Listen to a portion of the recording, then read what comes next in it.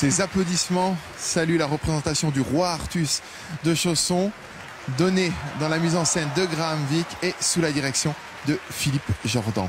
Dans quelques instants, ici même, dans les coulisses de l'Opéra Bastille, je vais avoir le plaisir d'accueillir Roberto Alagna. Roberto Alagna qui va nous accorder en direct une interview juste après avoir chanté ces 3 actes. Vous avez pu entendre ces 3 actes particulièrement éprouvants pour les chanteurs, pour l'orchestre également, tant l'écriture de Chausson de cet opéra est particulièrement dense. Je vous rappelle que les rôles principaux étaient tenus outre par Roberto Alagna. Vous avez pu entendre Thomas Samson ou encore Sophie Koch.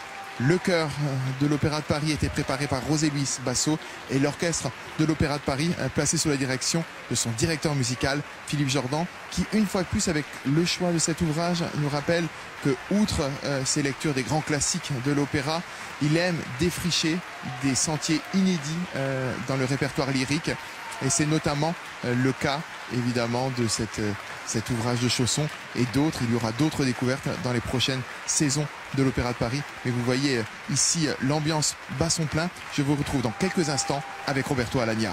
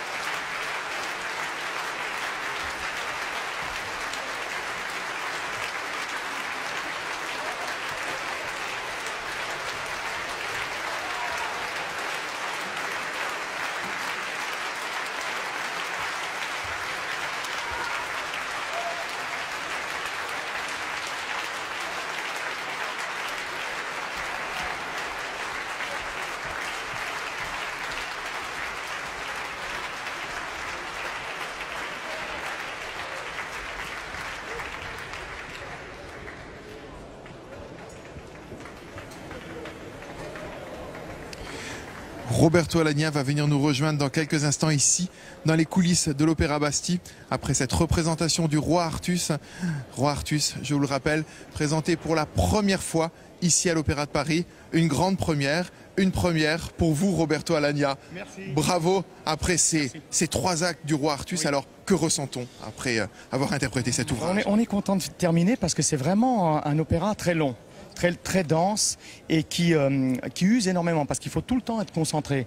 La musique n'est pas une musique facile.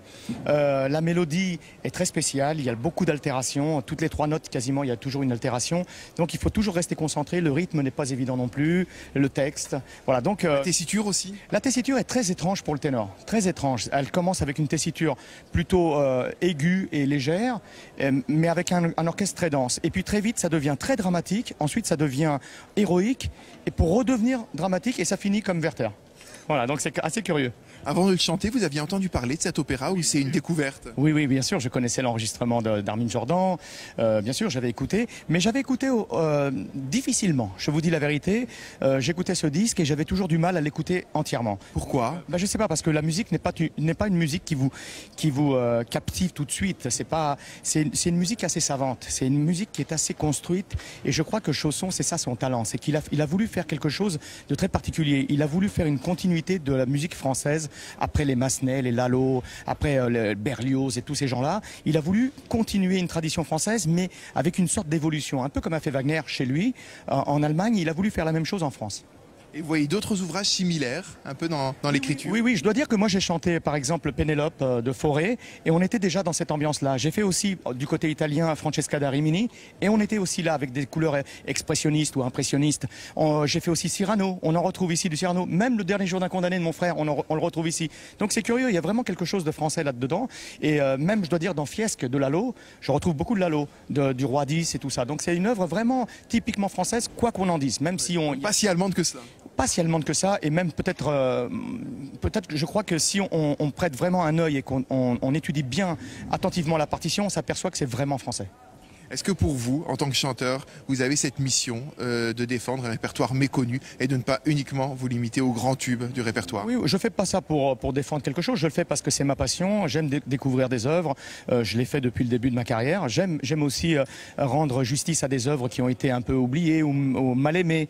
Voilà, c'est le cas un peu de ce roi Chausson, de ce roi Artus, de Chausson. Je pense que le problème, c'est qu'il a dû y avoir un critique qui a tout de suite mis la sentence avec Sean sous Wagner, et tout d'un coup on démolit une œuvre. C'est ça qui est dommage, c'est que vous savez, souvent on répète ce qu'on a lu ou ce qu'on a entendu dire sans savoir. C'est la même chose en peinture, c'est la même chose dans des tas d'art.